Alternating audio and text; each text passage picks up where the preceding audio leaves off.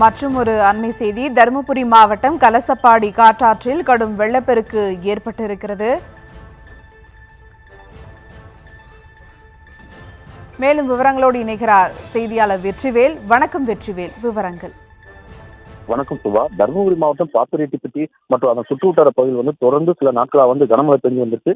இதனால் பாப்பிரெட்டிப்பட்டி அருகே இருக்கக்கூடிய சித்தேரி, கலசப்பாடி, அரசநத்தம் மற்றும் அதனை சுற்றியுள்ள மலை கிராமங்களில் பரவலாக கனமழை பெய்ததனால் கலசப்பாடி ஆற்றில் காட்டாற்று வெள்ளம் உருவாகி வெள்ளப்பெருக்கு ஏற்பட்டிருக்கு. இதன் காரணமாக அந்த ஆற்றை கடக்க முடியாமல் கிராம மக்கள் பெரும் சிரமத்திற்கு உள்ளாகி இருக்காங்க. இது மட்டும் இல்லாமல் இந்த பகுதி நீண்ட காலமாக தங்களுக்கு வாழ்வாதாரம் கருதி சிரமம் இல்லாம ஆற்றை கடக்கணுன்றதுனால உயர்மட்ட பாலம் அமைக்கிறோம்னு சொல்லி கோரிக்கை வச்சு தொடர்ந்து வைக்கப்பட்டிருந்த நிலையில அந்த பாலம் உயர்மட்ட பாலம் அமைக்கும் பணி தற்போது நடந்து வந்திருக்கு.